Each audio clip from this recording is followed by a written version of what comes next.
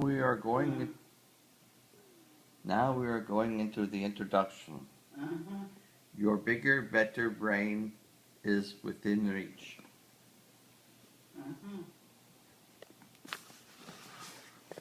You've just walked into a meeting and you're confronted with a familiar face. You've met him at least a half a dozen times. That's right. Chatted with him about the weather, the annual summer picnic, and your company's latest sales figures. You're about to say hello when, with a sinking feeling, you realize you have no idea what his name is. Or rather, you know it. You know it. But as you walk toward him with a rising sense of panic, your brain stubbornly refuses to deliver the goods. Jeff, Jim, Jordan, you think to yourself, not for the first time. Why can't I just remember? Because he forgot. If it were just this flub with Jeff or Jim or Jordan, whose real name you later discovered is Barry, you wouldn't be concerned. But it's not. For longer than you can remember, no pun intended, you've been feeling forgetful.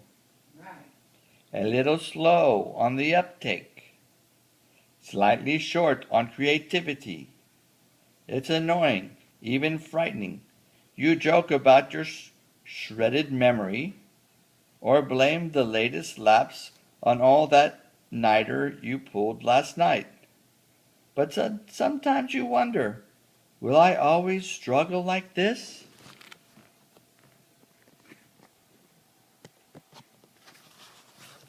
It offers a comfort you should know that you are by no means alone in your worries. Most people feel their brains aren't functioning as well as they used to, or as well as they should. And they're right. In part, that's thanks to a basic biological reality. The human brain shrinks with age. Over time, brain cells known as nervous neurons shrink or die. The contacts or synapses between the neurons are lost. The communication highways that crisscross the brain deteriorate, and blood vessels wither. This happens first at the microscopic level and then eventually to such a degree that it can be seen on a magnetic resonance imager with the naked eye. Such brain shrinkage is so commonplace that I and most neuroradiologists can ballpark a person's age simply by looking at his or her MRI. As you can probably guess, such shrinkage comes with a cost. Numerous experts, including myself, have outlined in a host of scientific journals. That's interesting. I'd like to read these journals. In a host of journals. This is excellent. A smaller brain means poor cognitive performance. Not power, but poor. Shrinkage in the front of the brain makes us less focused and slower in solving complicated puzzles, making decisions, or planning for the future. Later in life, it even slows the pace of our thinking, walking, and making simple calculations. And I hope it doesn't make me make mistakes when I'm reading this book. Shrinkage in the memory areas of the brain makes it more difficult for us to recall names, phone numbers, or directions. What's not so obvious is that the brain shrinkage isn't just a worry for late life. The earliest footprints of atrophy in the brain begin to accrue as early as our 40s. Around the same time, many people begin to feel they're not as mentally sharp as they once were. There's an even more striking reality. No matter what their age, the vast majority of people aren't functioning at their full potential. Not even close. They may be operating on 6 cylinders in their mid-20s or 4 cylinders in their 70s. But what they don't realize is that at any age, they could be functioning at a markedly high level, powering through life on 12 cylinders. They place too much blame for their lapse on her hectic lives or their age, and rarely even attempt to fully tap into their brain's power. Anybody can learn a language in their 50s if they have to. For example, but most decline to even try. I'm too old to learn that, they explain. But the fact is, they could learn a new language if they had enough of the incentive.